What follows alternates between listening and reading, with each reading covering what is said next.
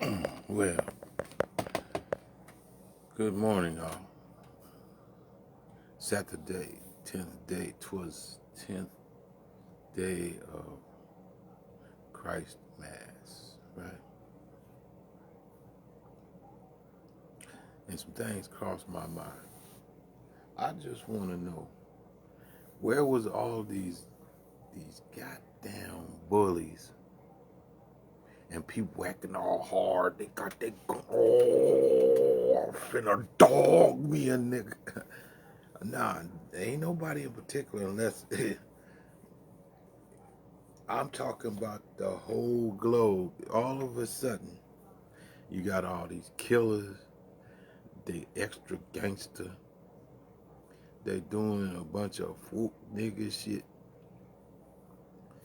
Where was y'all at when this shit was full steam, up and running full steam? Hmm? I'd like, can you tell me that?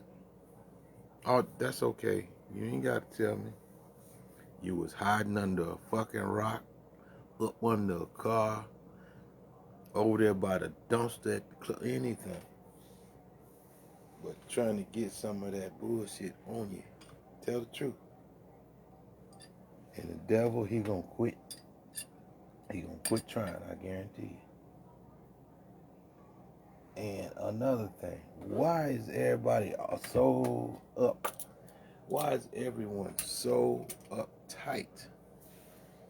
You got haters and this one done got on your fucking nerve and blase and blase. Again, why you can't think of something else? You know? I just don't get it. I don't get it. But then again, yes I do. You can't think of nothing else, right? You done everything there is to do. I believe that's it. Boy, I'm telling you right now, something that have been an eye opener for your stinking asses. Now all of a sudden you fear. Oh, come on, man. I could take you to Florida and scare your ass to fucking death. I'm gonna tell you right now. Y'all think I'm bullshitting? I ain't. Take you somewhere and scare your funky your ass to death. And it's the truth. You ain't slick enough. You ain't smart enough.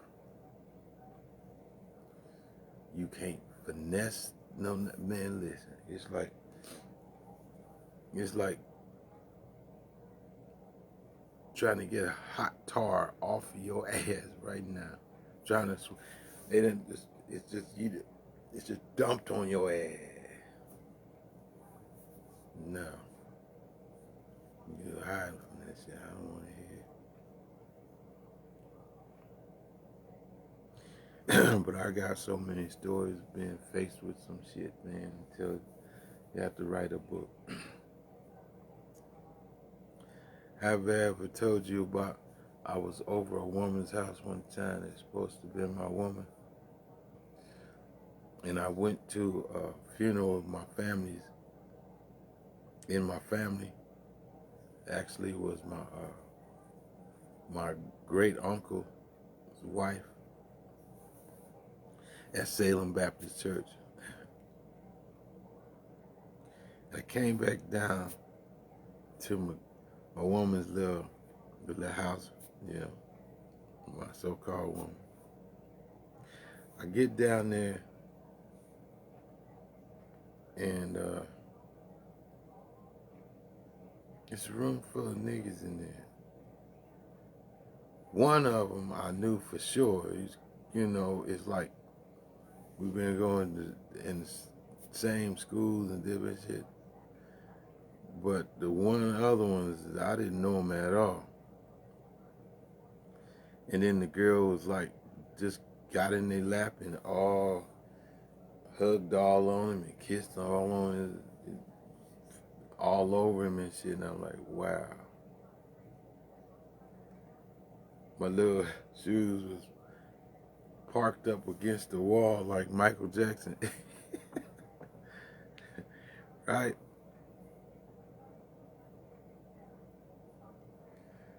Well, one cat was like, man, you know, hey, man, this, that, and the other. I said, yeah, it's cool, man, whatever.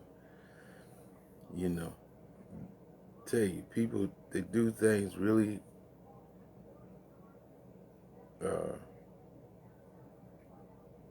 degrading. You know what I mean?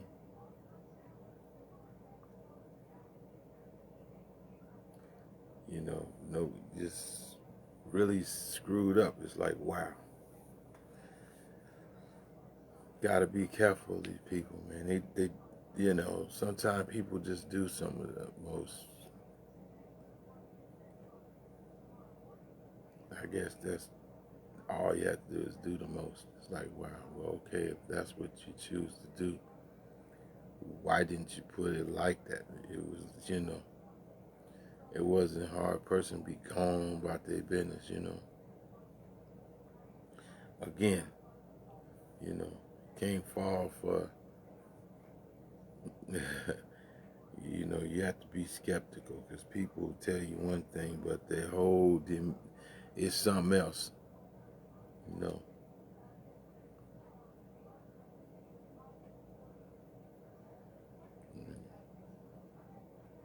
It's like, wow. It's like, whoever it is you listening to,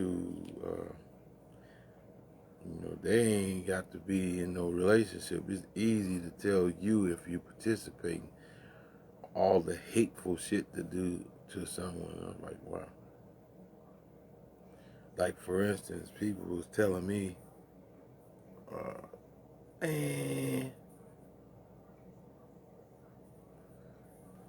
man, you know, bumped it, man, you know. And you get into defense and stand up for the person, nigga, I'll beat your ass, nigga. That's mom. Don't open your mouth. Saying some fucked up shit. And then you come back to that. Like, wow. Also, that same person. Now, dig this. I'm sitting back watching it. It was earlier in the day. Now, I'm sitting back watching. Back then, it was MTV, if y'all remember, and all the music come on there. You know what the latest shit. And then that person linked over and just grabbed this son and went to working on it, right? Then looked at me, you know, popped the list and was grinning and asked me, how did I like that?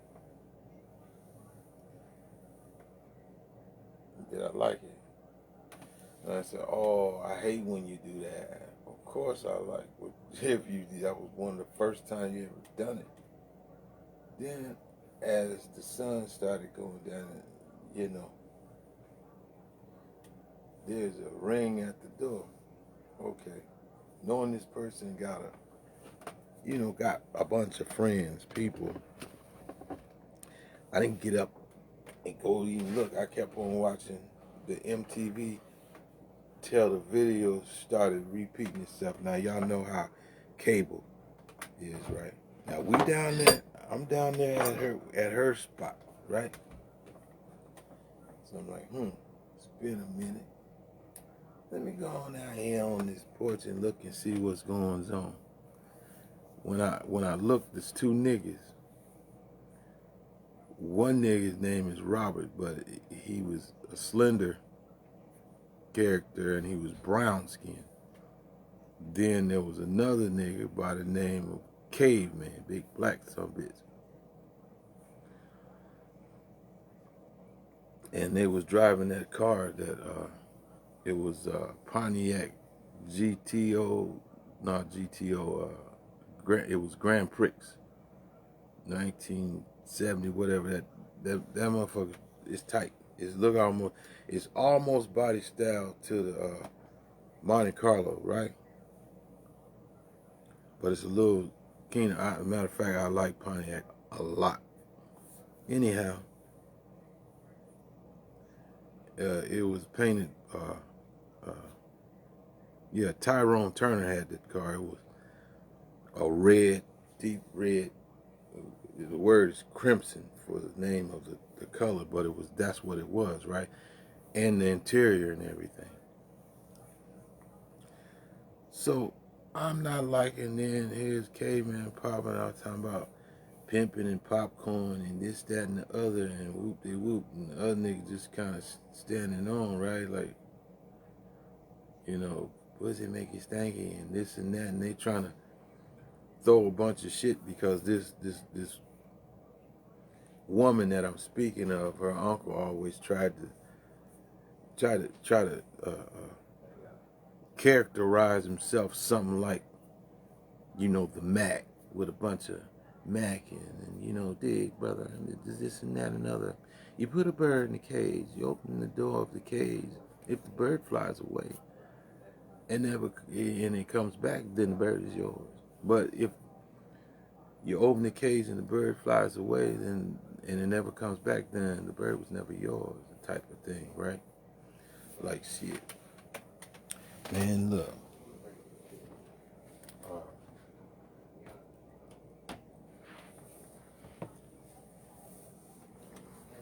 So, dig. So these niggas, this was one in the beginning, round about the beginning, I don't know, of this relationship, somewhere in between there. And maybe the half or somewhere, the third, whatever. And this person's lip gloss was popping hard, right? And so, I'm gonna stand up for me. I'm like, I'm 2-ton, nigga. Woo, don't come down here with this bullshit thinking you gonna talk crazy to me. What the fuck? I'm 2-ton. I come out here and beat your ass for real. I'll tell you what, nigga. Since two of y'all niggas, man, I got time to play. I just keep standing there, right? And then she started standing up for the niggas like, oh no, you don't gotta go. These my friends. Woo wop, woo wop. And I was setting for this shit, right? Now my partner, Charlie Cunningham, the drunk Indian, now he ain't the one. Now he just as cool. Only difference between him is Charlie was young, and the other guy, he's up in age, But everybody knows Indian man with the cup, he'll drink with you any damn given time. All right. He was like him, basically. Cool in a motherfucker, man. Everybody ain't had no problem with sharing their drink with him. Nothing. Never. Ever. He was rather cool. He wasn't no kind of act no fool. And let me tell you something. He drink your ass under the table, right? Charlie can't do that. He drink till he's under the damn table his goddamn self. So, anyhow, I'm at the house and I know I was always carrying a gym bag. My gym bag, because you know what I'm saying, sports and all this shit, right? And you're always carrying a gym bag with your shit in it. End up, I was gonna go to Joe's or some gym. You dig what I'm saying? Or coming back, I got everything in there. You look clothes, deodorant, toothbrush, shit like that, right? But your gym shit, right? In there, I Charlie, man, let me get Mr. Cunningham gave you that. I know Mr. Cunningham gave you that long nose Smith and Wesson to fend against anybody, including me, that come in there to protect your sister Jackie and all whatever else is there in that house, right? Gave him a revolver, the long ass barrel on that bitch, and it's chrome, it's Smith and Wesson with a black handle. And I put it on in my bag. I said, man, I promise you, I'll bring it back, and I ain't gonna do nothing with it unless I got to. I'm just a little bit of insurance, right? So she didn't know I had this motherfucker in my bag, right? And I said, oh, you know what? You two niggas, no, don't go nowhere. Don't go nowhere. Stay right there. I'm stay right there. So I went back, and then she went to scream, oh, Grandma, no, he down here having food, this and that. She crept on down the steps, and she had one of them little, she always kept her little peacemaker in her pocket. She wore those, they call them the moo-moo gown or whatever, you know, and kept one of them things in her pocket. But I never questioned her, and I always gave her the utmost respect, you know. And she said, you know, I think it's time for you to go ahead and head on out, you know, just go ahead. And them niggas, when I said that, them niggas jumped in that car and they went on down the street. You know, when I said, oh, no, you niggas just stay right here. Matter of fact, stay right here. They booked their ass to their goddamn car and went down the street, see? You know, then that person was like, you can't. And then she told me, you know, don't just go ahead and go on. You know, I tell you, man, I got some stories for you, man. But, it's like a person dragged a shot at you, they like, well, what the fuck do you want for real? And then one time we went fishing, and it was an all-night thing. Wasn't nobody finna turn around and come back up in the city, you know, because it was mileage now. Well, you couldn't get out there. Somebody got you. I just walked. No, it wasn't no walking. And then all of a sudden, this person really just thought somebody was going to take her in this goddamn car and drive her all the way back to the right to the city. Like, nah. I tell you, some people's a motherfucker, man. It's like, yeah, I'm going. I'm definitely going. You want to go with me, you can. But I'm going because these are the things that I do, right? Fish, hunt, and stuff like that. And when the season come up, I'm going, period. So,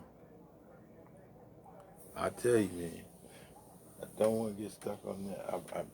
I might got to take my, I thought about this a long time ago. Why don't I just write a book, man?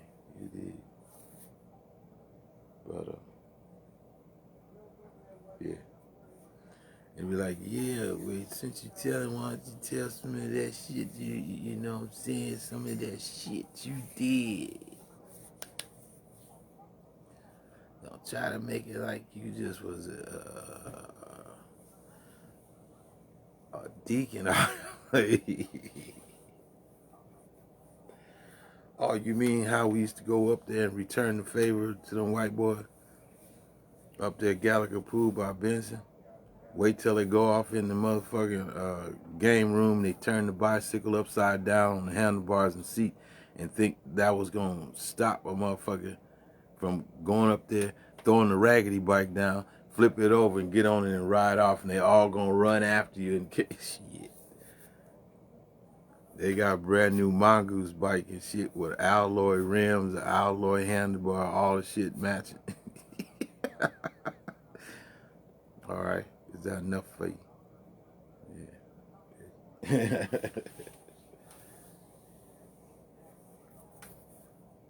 Now, let me tell you something. Before then, I had 2 or 3 bikes. I had my bicycle stolen. I never took nobody's fucking bicycle. I had it was made by Huffy. And I got a cousin. She can tell you that this bicycle did exist. It was a yellow bicycle. This yellow it was a real, some real paint on that sumbitch, right? Now the bike is made kind of like Schwinn. It has Schwinn style to it, right? But it was made by Huffy. Motherfucking bicycle, brand fucking new, man. It had the front fenders on it and the rear fenders on it, you know, and it had that banana seat, you know, and it had the same color paint that was on the frame is the same color. This stripe that went down the off center of the center, you know, a stripe, racing stripe, you know. Yeah, man, let me tell you something. I had that bike. I got that bike. Man, I bet y'all about 3 years old. I guarantee you, 3 or 4 years old.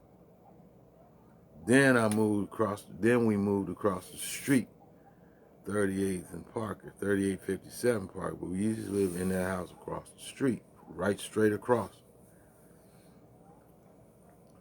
And it was 1970. I had that bicycle till about 1974.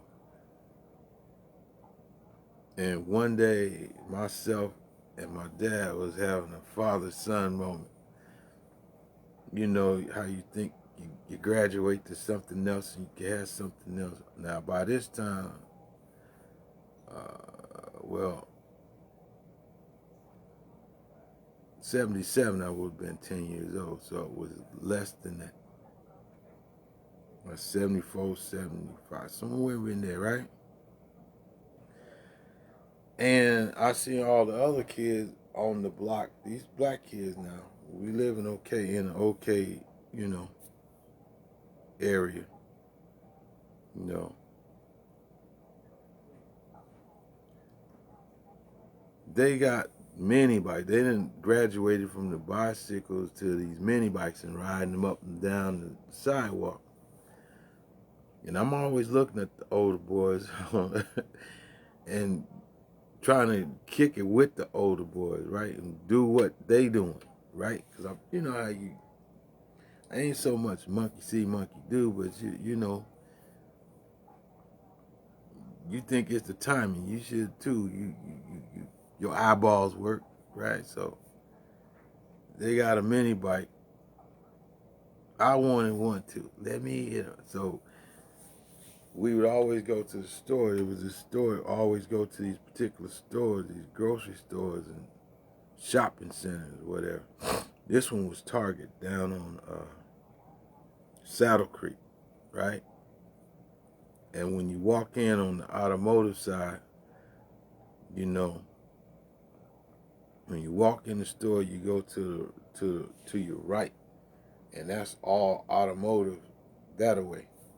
And they always would have this mini bike up in the ceiling, and I would see it all the time. And I thought maybe I was just big enough to finally ask for that mini bike, which I wasn't. You know, I didn't have enough space. I was in the city and shit like that, right? And my father said, "Nah, you ain't ready for that yet. You ain't ready for that yet." No, so he was working on his car. So I took the little wrench and I called myself trying to show that I was responsible. What I was going to do was take this bicycle apart.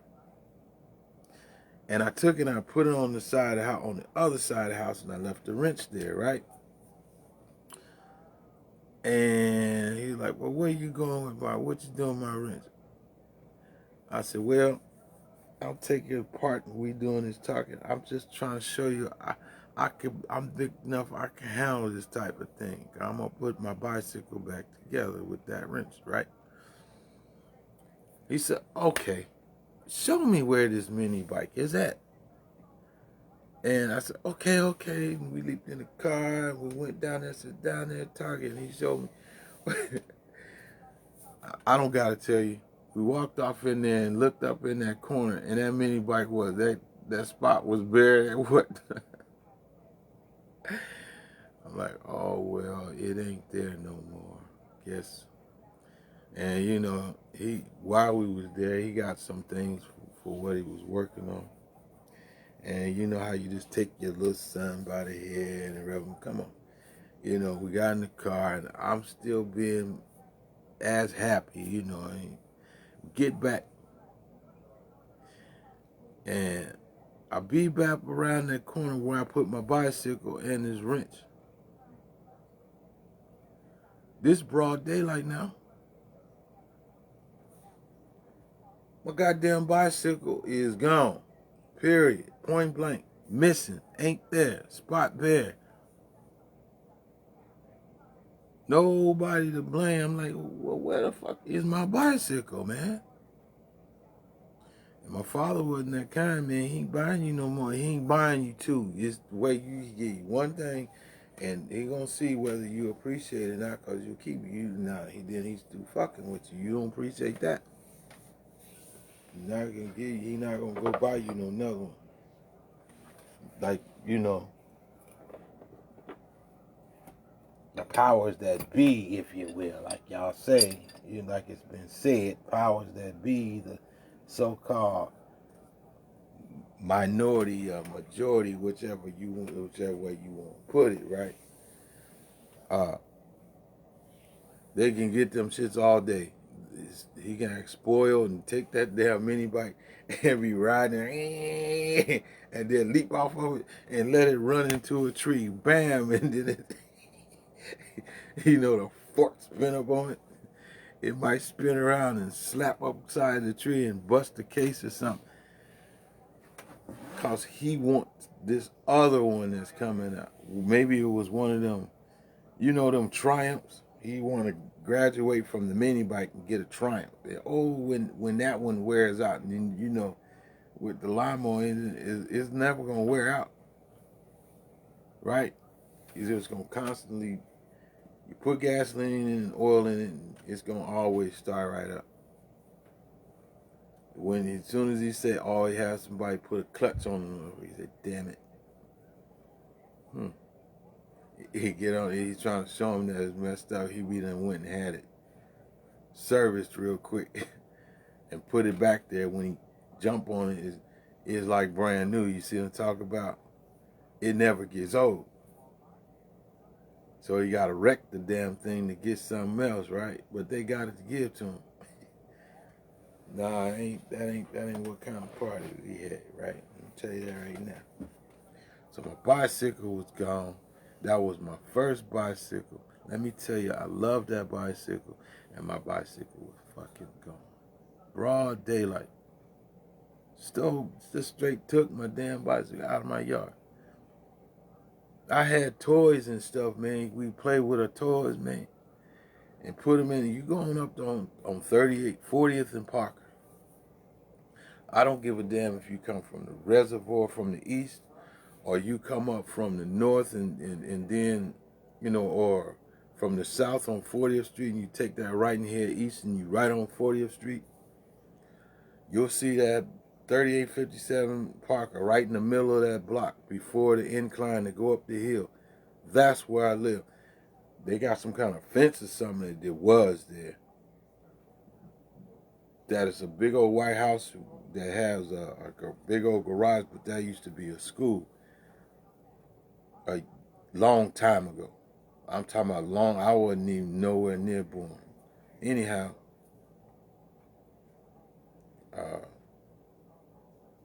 that lot that's there, it was identical to the house that we lived in. And then there was another one on the opposite side. When my father got it, he had both of them tore down. And so we had all that space. He bought all three of them. And we had that much space. You know, but I'd be over there inside of the house and play in the yard. Oh, let me go get some milk and cookies. Go and get some milk and cookies and come back, toys straight gone. And then at first I thought maybe, wait a minute, did I take my toy in the house with me? You know what I mean? And then I look around, it ain't nothing.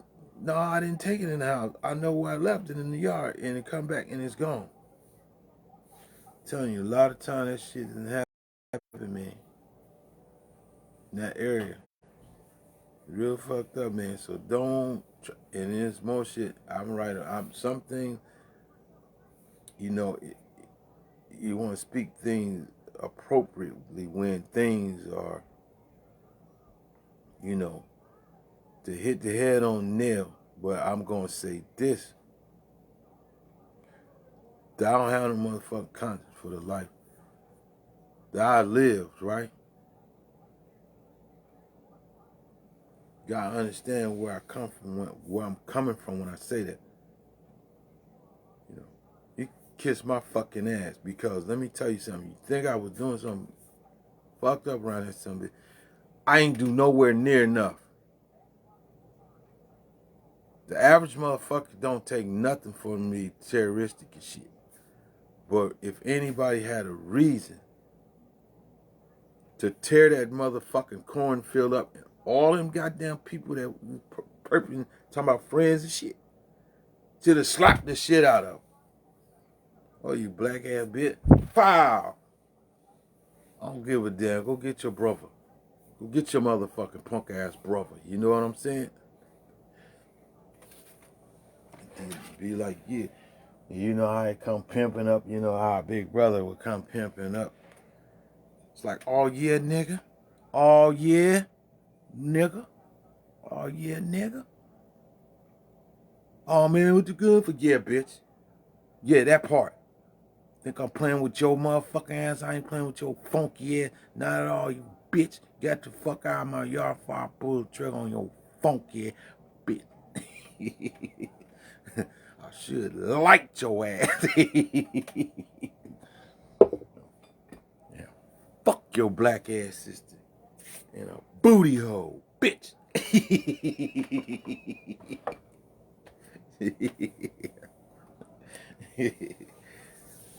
Mm-hmm.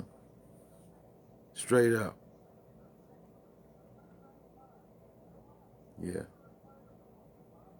One motherfucking time, these older boys, they lived, two of them lived on a block. The other ones lived somewhere else. It was, you know, one of the other goofy ass boys, they go to this church and they was church members, but they was supposed to be family some kind of way. Then one of the other boys lived right across the street. The other one lived across the street, but up the hill a little bit, right? Just on that incline going up.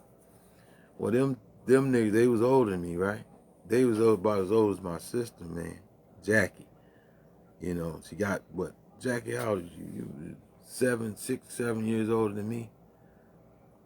So that make you what? If you're 10, that make you what, 65 years old? 60, yeah. Anywho, maybe that, know what I mean? 65, maybe 60 years old, definitely. 61, 62 years old, I'll give you that. Anywho, that's about how much older these cats was, but by this time it's 1977, 76, 77. And they ran up in there and it was like, I'll answer the door, I'll let us in. Nah, can't have no company in here. Oh, get your little ass. Just gonna shove a nigga to the side and bring their ass on up in the house and start rambling. So I was like, all right. Now I got my brother and my two little sisters, right? They all younger than me, I'm older. So while they doing all this rambling, I went to a spot where I had to get there before they got there. You did? And they had no clue, you know, your house, you know how you just know your house, and your house is, man, I went up in this closet, man, and came back out with my 410 that I go hunting with, surgical with that motherfucker. First thing I did was I went to this drawer where they was in there, and I got exactly 3 410 shells. And then I disappeared up in this closet real quick, and I came out. I broke that motherfucker down, put one in there, shoot. It was a break barrel shotgun. Then they was all looking all around and been in the refrigerator, all up in the cabinets and looking around his room, right? And when the one nigga seen, he said, "Oh shit!" I could have lit him right there. Then the other one, he come in there like, "What's going on?"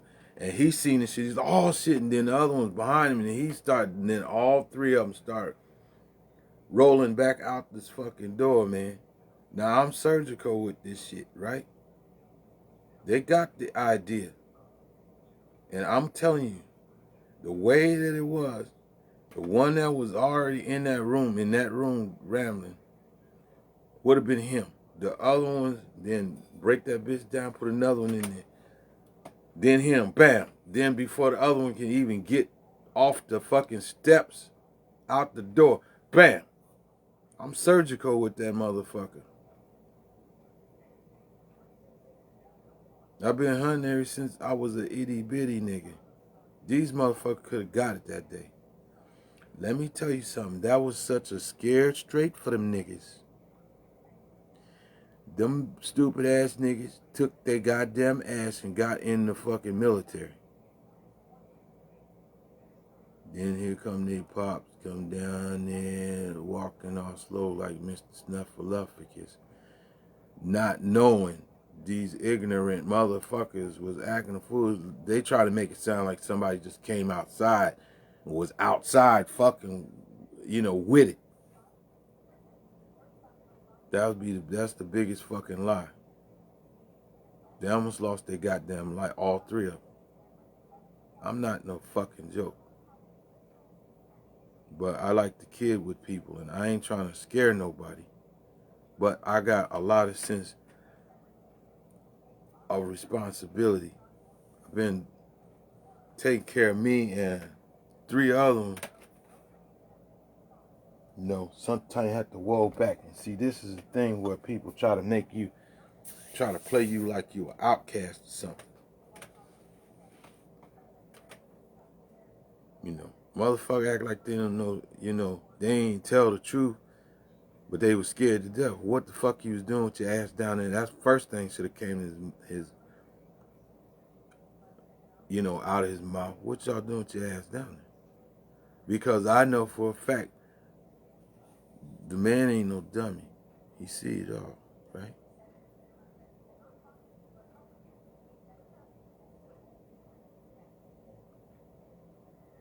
He's like a Bill Cosby without all the bullshit with some old funky bitch. Bullshit. He was just as smooth like Dr. Huxtable, but he was just quiet. I used to be around him all the time. He'd be building stuff and all this stuff, right? One of the boys' fathers.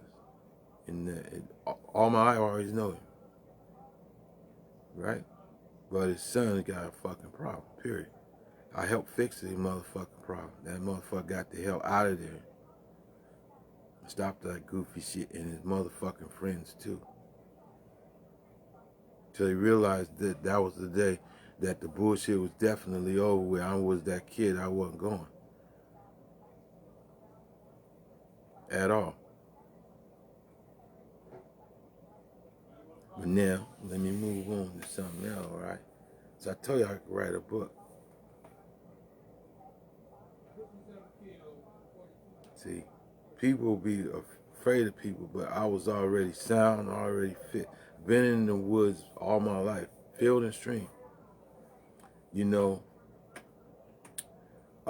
With this COVID-19 and everything, people think they're prepared. When my father left, my sister, my younger sister, the oldest of the two, was trying to handle all this shit, and they just threw some shit together real quick. When they showed a little thing, but there's a lot more stuff that they could have shown. But throughout the years, they done took this picture. Every time you look around, they in the photo thing and they lose more shit. I don't know what they're doing with them, But a way to let the pictures speak of how it is, I could have put it together. But when they start doing things, they want to do it. And when you get done, it's just whatever. But it will be I'll recap on that, you know, the way that it should be narrated. You dig what I'm talking about, and so I'm gonna make sure that. But with this COVID, there was a lot of things you couldn't do that you had clearance to do. For one thing, they wish the person off and they put them off in with all other whoever else is whatever over there. You right? Consolidated situation. When you come back, that was the case, right? All right, so now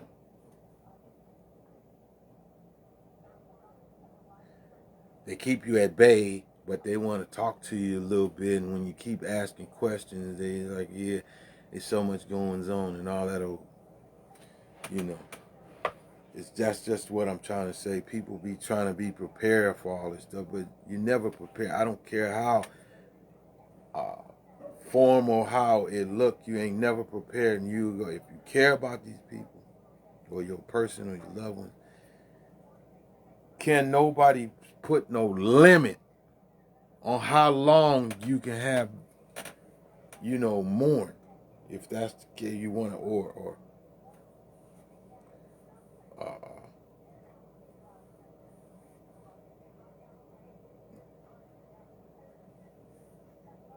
show you how your feelings for it. You dig what I'm saying? It's bullshit.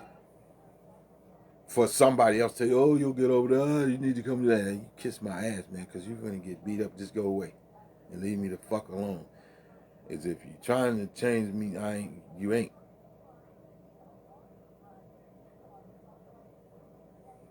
And that's period. The person is in mourning and they going through and be the lifetime till they go. They ain't gonna never, ever, when you have somebody that's been good to you, when you really did care. If you don't care, they just gone, that's all right for you.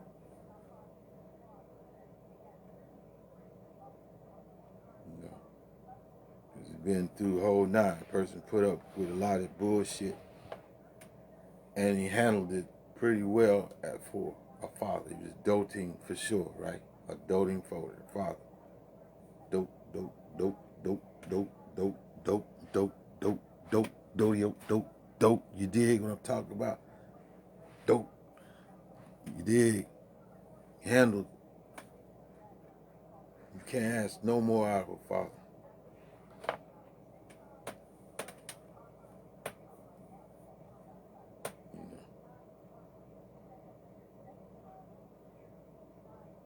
And that's the name of that game. Now people come back after a lot of years. They want to know where their monkey ass came from. Now you just think you didn't give a fuck about them. Some of them did go down there on 24th Street or wherever they was at and try to show them appreciation once you got done hyping on the bullshit. Think you were king because you got a little bit of money out here on these streets. You can take care of yourself and talk about them like a dog, and then tell something tears you the fuck down and make you know, oh, it ain't that goddamn simple. It ain't that easy out here. So don't fucking turn around and blame your parents for a motherfucking thing. You gotta have some kind of way of relief, don't you? When your pot is about to bust, about to bust the lid off of it. So, listen. I'm going to be back. You hear me? Talking about something else, but it's good morning to you on the 10th day of Cruel. Just know I love mine. And in certain cases, no, it ain't me. It's the whole fucking world something wrong with as well. You dig what I'm talking about? But I ain't coming with that psycho shit. Miss me, you understand what I'm talking about? Pissy. Miss me, pissy. Well, I'm Mo Love. This is my bass guitar. And I shall be back to put some more funk on it. And you come along with me. Till then.